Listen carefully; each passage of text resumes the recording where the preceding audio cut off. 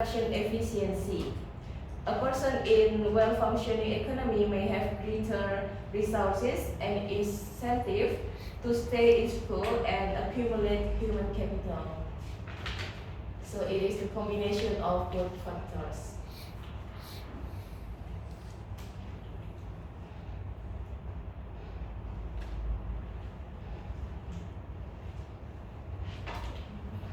Okay, there is some slide missing.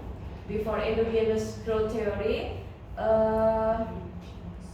still about factor accumulation and production efficiency, we will study about countries with higher human capital per worker also tend to have higher production efficiency, the last sentence in this slide.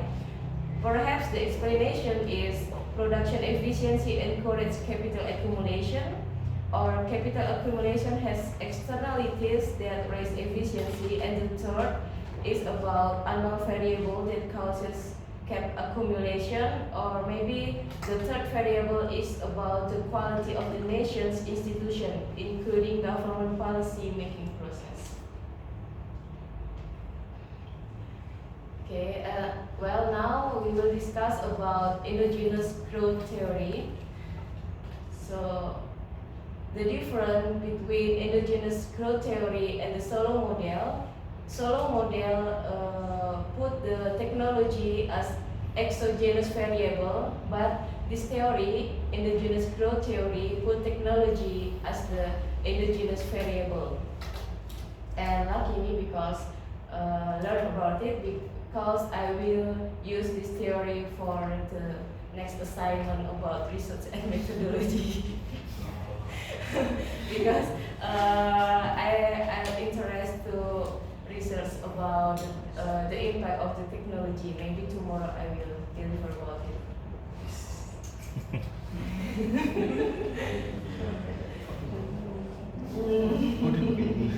So don't miss it. Don't miss it.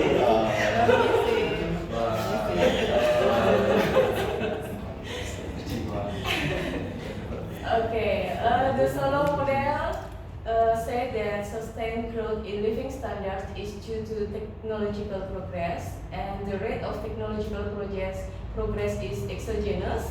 But this theory, endogenous growth theory, said that a set of models in which the growth rate of productivity and living standards is endogenous. So, where does technological progress come from? It will be learned in this endogenous growth theory.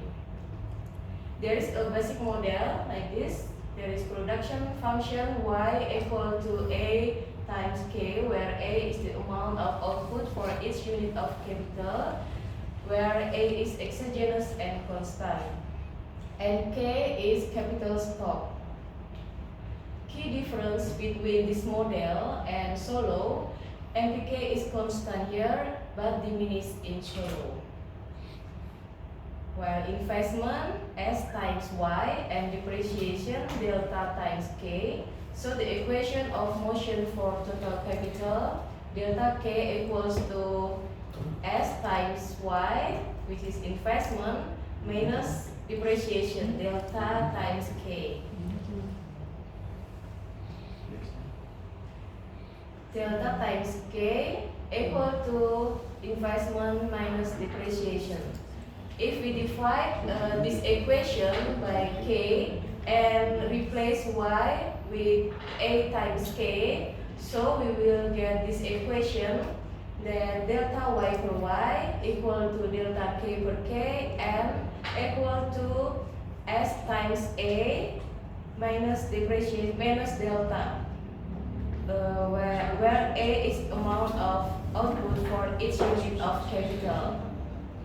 So, to be concluded, if SA bigger than delta, income will grow forever, and investment is the engine of growth. The permanent growth rate depends on S, but in Solow model it does not. So, does capital have diminishing returns or not? The answer may be yes if capital is narrowly defined I mean, in traditional view, that capital defined as plant and equipment. But maybe the answer is no, because we have a modern view about the definition of capital. It's not only plant or equipment, but capital is about physical and human capital and also knowledge. So some economists believe that knowledge exhibits increasing return. If we accept the view that knowledge is a type of capital, then this endogenous growth theory, endogenous growth model with its assumption of constant return to capital becomes a more plausible description of the long-run economic growth than solo model. So, to describe the forces that govern technological progress, it has been developed model with more than one sector. There are two sector models. The two sectors are manufacturing firms and research university.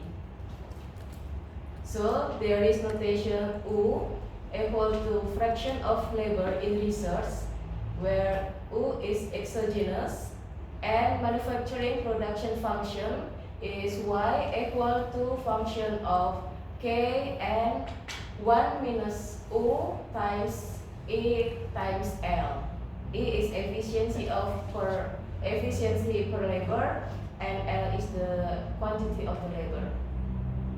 And the research production function is delta E equal to G function of U times E. This is two-sector model, manufacturing and research. So the capital accumulation is delta K equal to S times Y minus delta times K.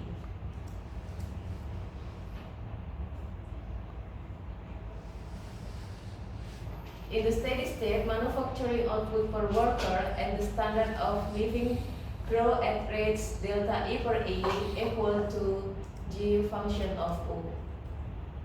The key variables where S affects the level of income but not its growth rate, and U affects level and growth rate of income.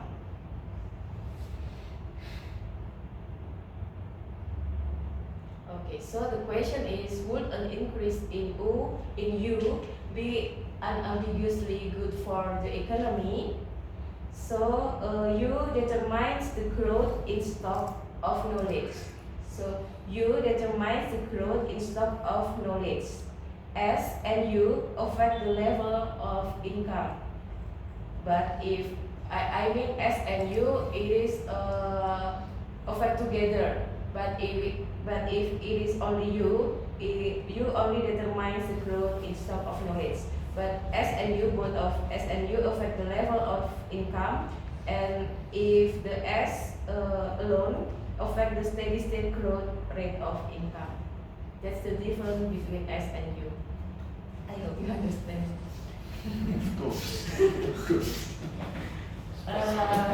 Good. So we have discussed about knowledge.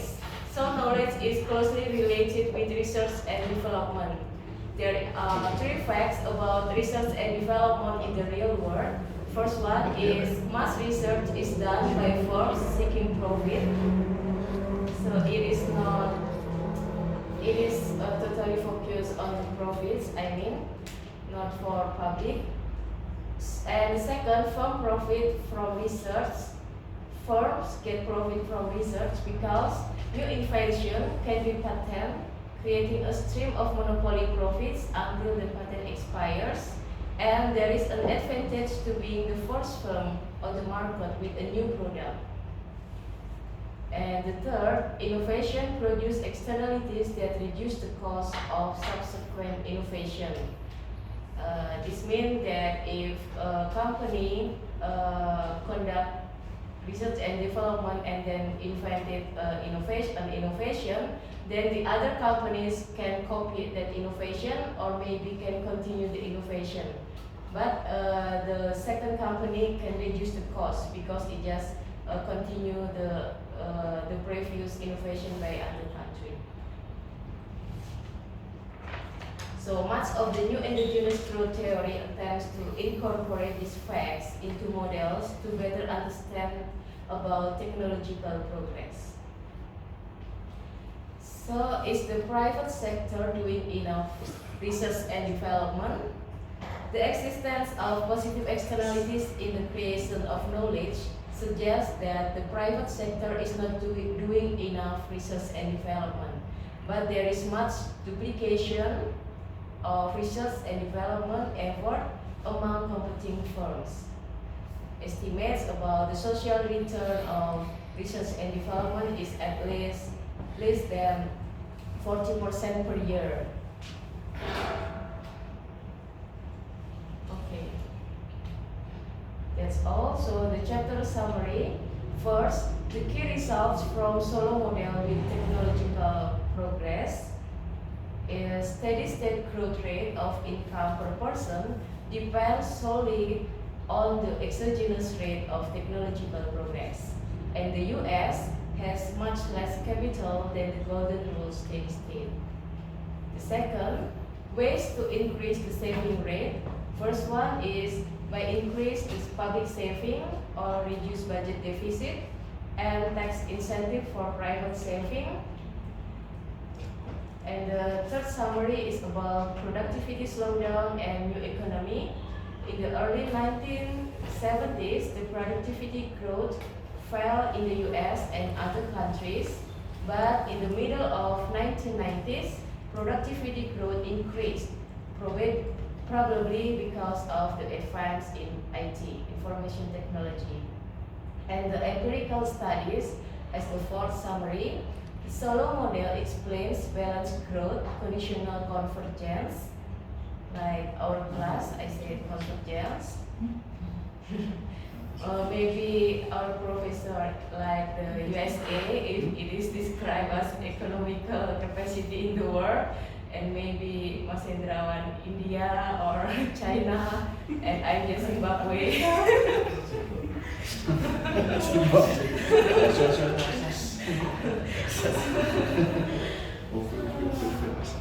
Okay, then cross-country variation in living standards due to difference in capital accumulation and in production efficiency. And the last is about indigenous growth theory, is a model that examines the determinants of the rate of technological progress, which solo takes as given. Explain decisions that determine the creation of knowledge through research and development. Well, that's all. Thank you. And maybe you have some questions.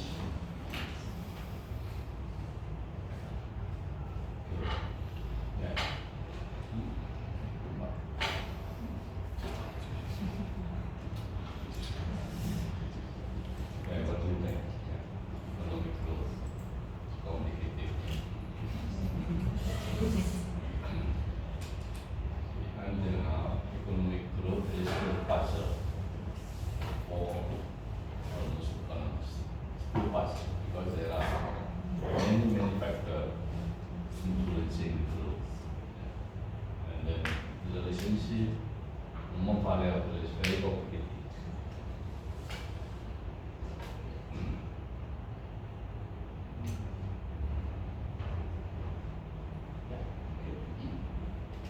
No question?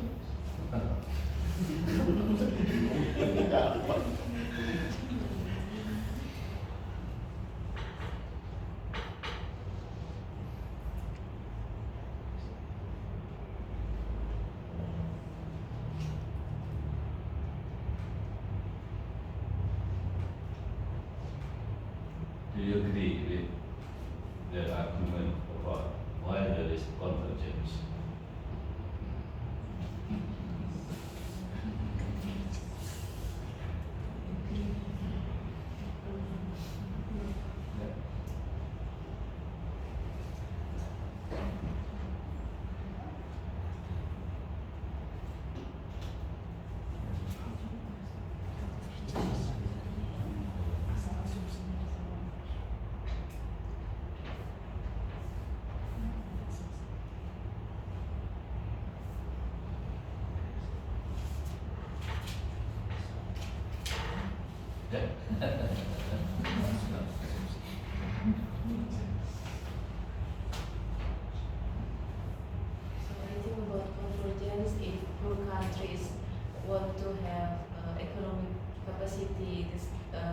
the same with USA or maybe China. They have to accelerate the growth of economic year by year, because if economic growth is ordinary, I mean not amazing, they will not reach the economic capacity as big as USA, I think so. So maybe the about the convergence, because the poor countries or developing countries have the very different basic point, very different steady state from the USA. Maybe I imagine that for example, the Indonesia's economy is like maybe USA 20 or maybe 50 years ago atau 100 years ago. So it seems impossible to but it is still possible, but it needs more efforts. Yeah, like China. They have a big effort.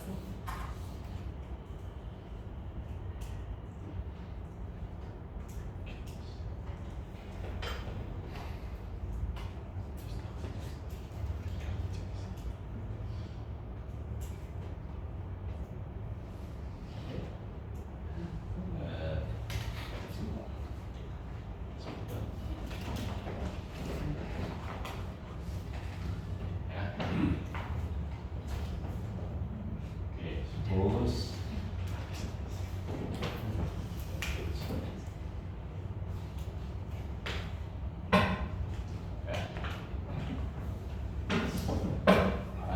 it is capital for worker. It is production function.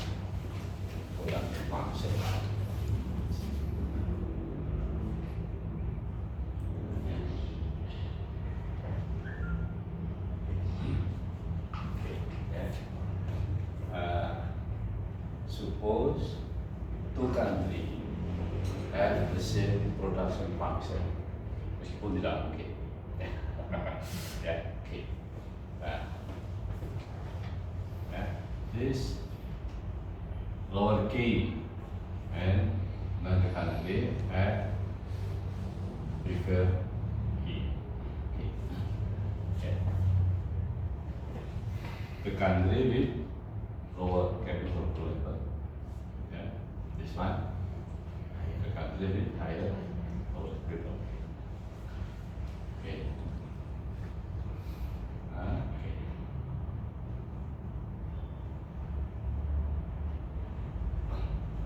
Yeah. Suppose there is the same increase in capital in both countries. Yeah. Okay.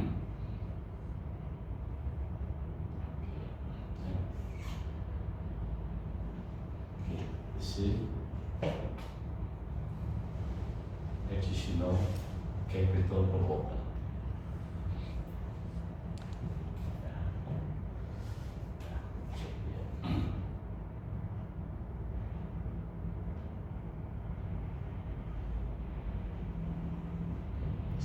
It's not clear. See additional capital. But in lower countries produce more.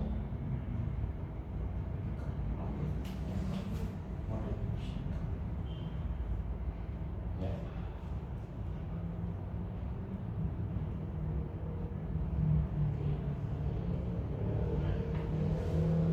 But here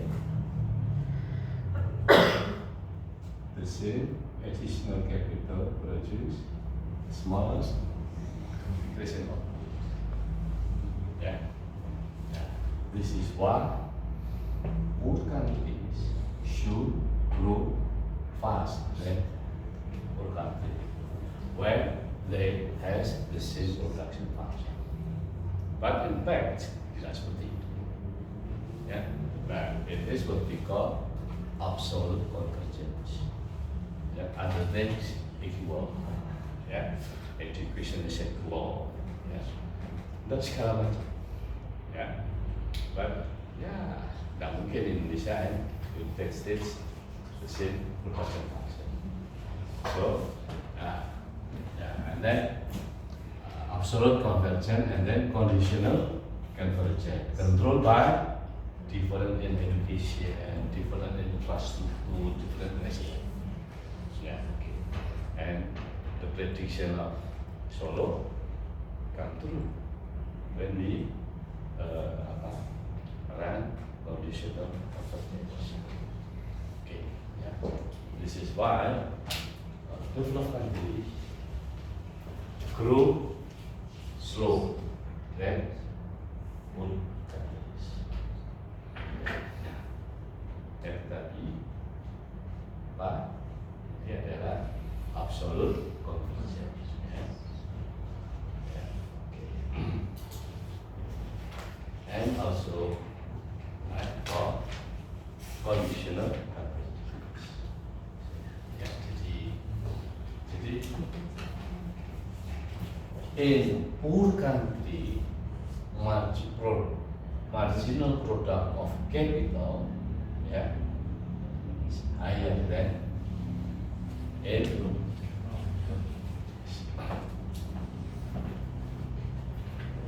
this theoretical argument why there is convergence.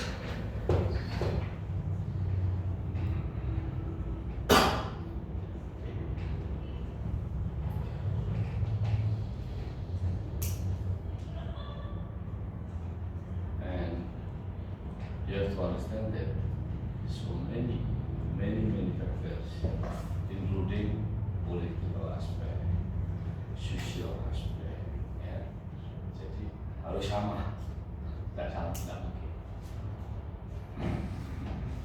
Oleh karena itu must be controlled by other variable, education, and law enforcement, culture, stability, political stability, yes, banyak sekali. Ya.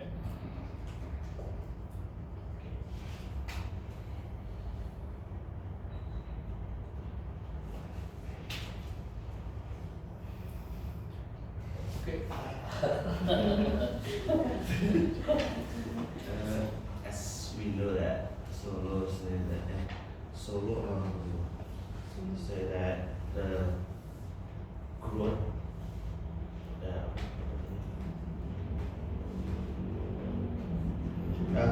so the poor country, developing country never gets up the developed country since the developed countries is one step ahead in technology. So how the poor country is gets up with the developed country, such for example China, maybe it's not yet so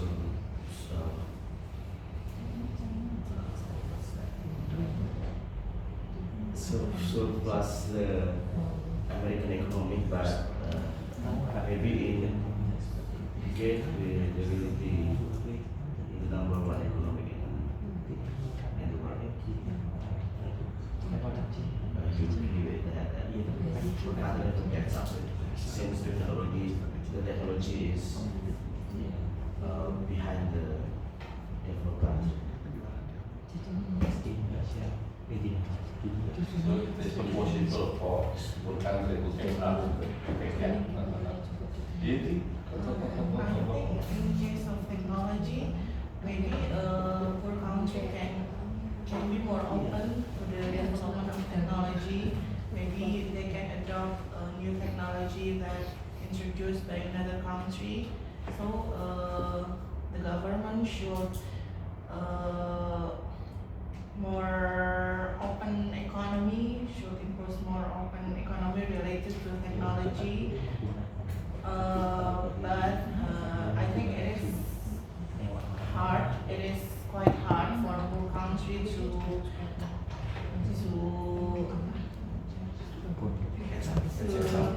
up to the developed country. It takes maybe a long time, but it's a step that can be imposed by government to adopt new technology and to make this country more open to the new technology and make the people more open-minded, more get more knowledge with using technology.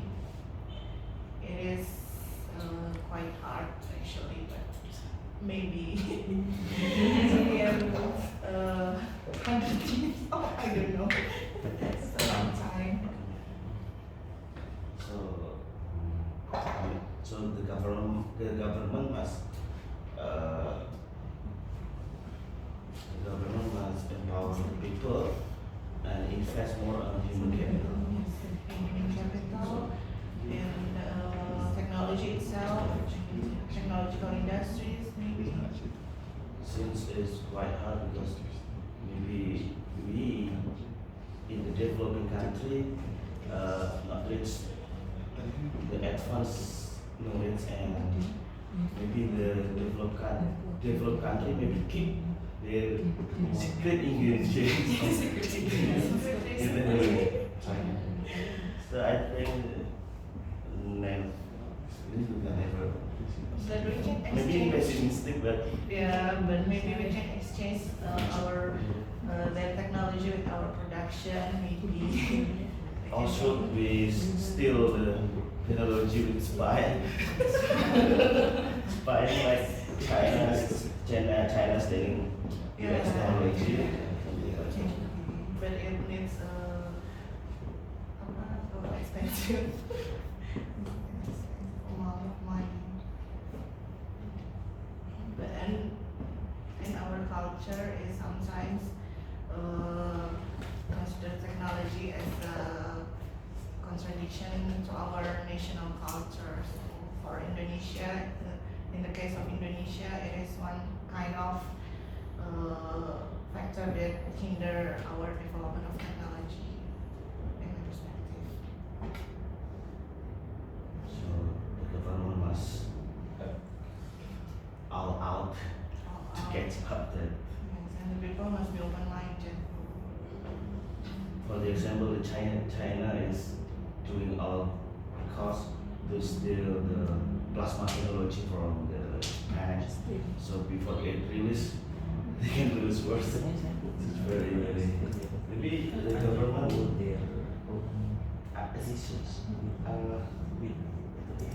it's possible that our government will do that. I think our government might be strong enough. So you have to take the risk because it is a high risk to challenge the country that is more developed than ours.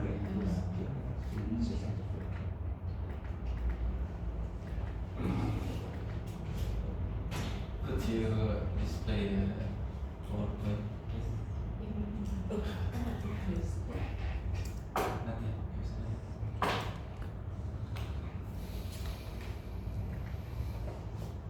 Okay, talk about research and Development R&D. yes, R&D. You present that R&D have many advantages, but we learn in microeconomy that research and development is same cost, same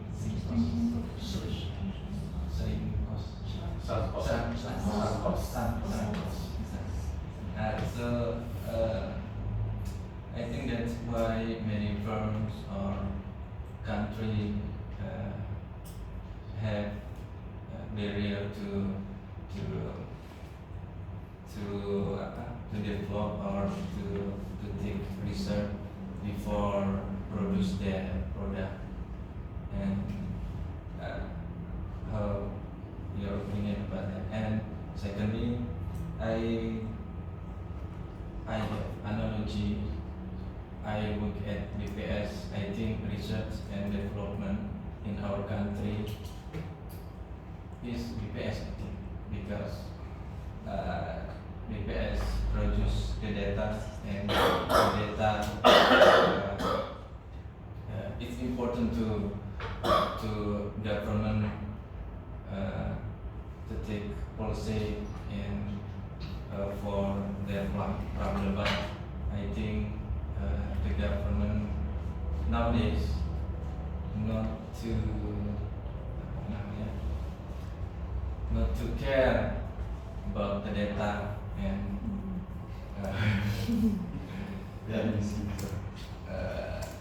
not care to BPS. So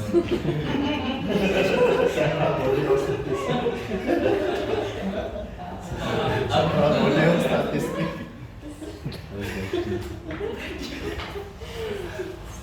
ya gitu.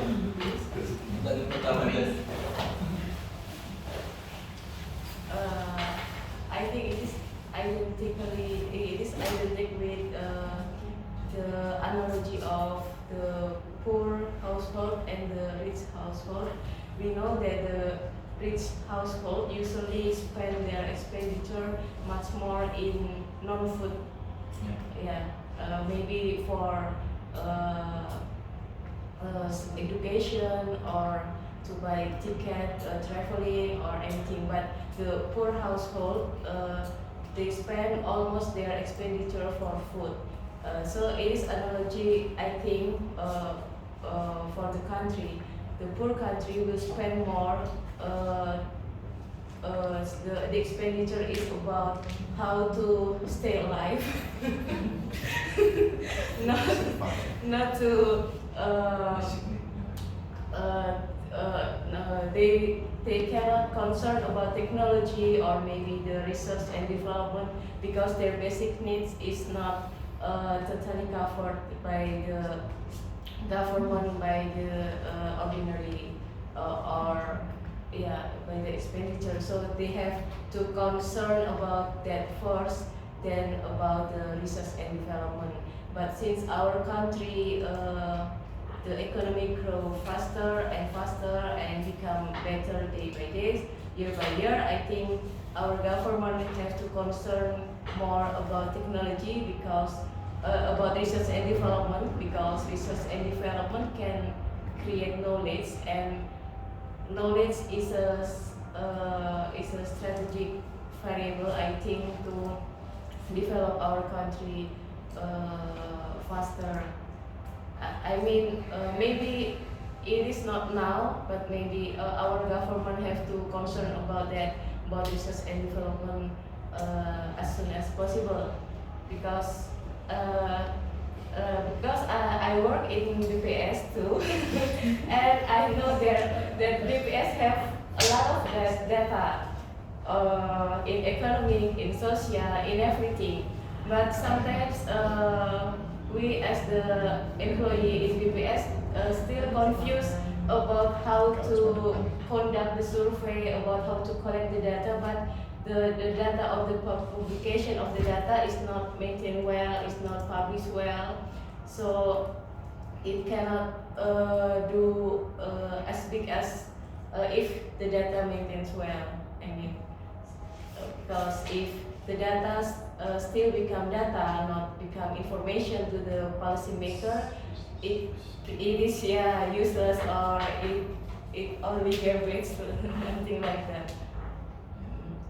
So maybe if you compare about research and development in some companies, maybe the small scale company usually they don't conduct research and development, but big countries, maybe Microsoft, Google, and maybe like Grab or Gojek, the big companies, they should conduct research and development if they have if they want to grow sustainability.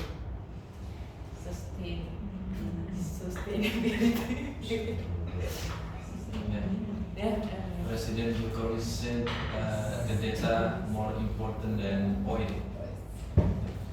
Yeah.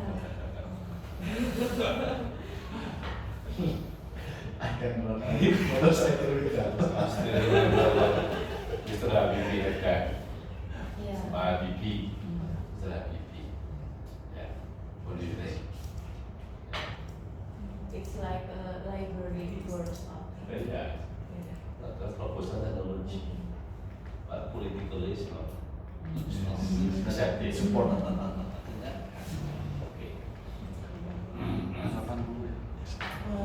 Maybe I will add some information.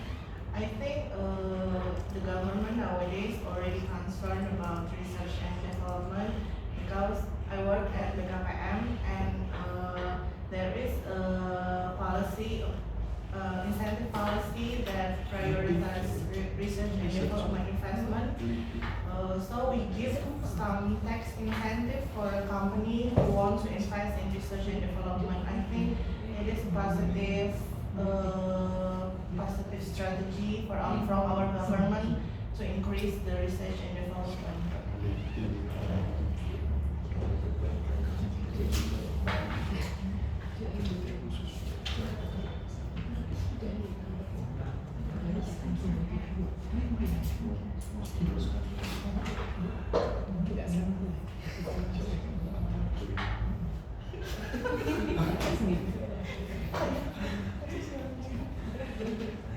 Yeah.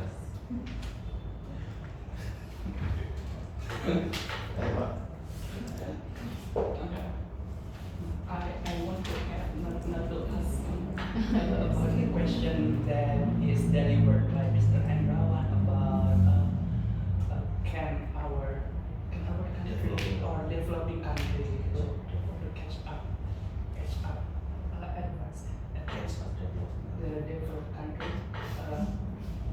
For example, in Indonesia, we have known that actually we have emphasized our objective to infrastructure, human and capital. In human, for example, we have given many more scholarships to people. There are such like LPDP, Bapak Nas, or etc. But actually, the government emphasize the scholarship and to want to make the progress in education because they want to level up the capital in Indonesia. But when they go back from, for example, from other countries after studying all the technology there, when they go back, they are not accepted because of the custom, the culture in Indonesia, which is not proper with their mindset, and maybe because we are led to think maybe so we are led response to the global change. What I'm trying to say here that the investment to the human and capital has been abandoned in Indonesia. But how we manage our assets, such like intellectual people, such like Habibie, the one of the examples.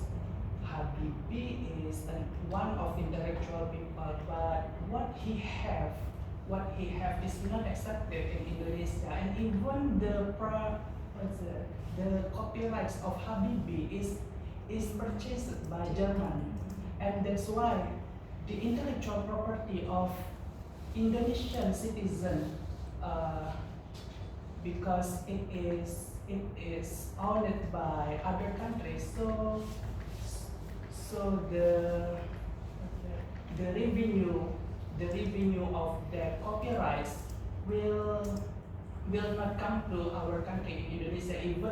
Even Habibie is Indonesian, but it goes back to the country that accepts that kind of technology. So I want to say that I'm not I don't face it as such a frustrating thing, but maybe we have to change our mindset from now on.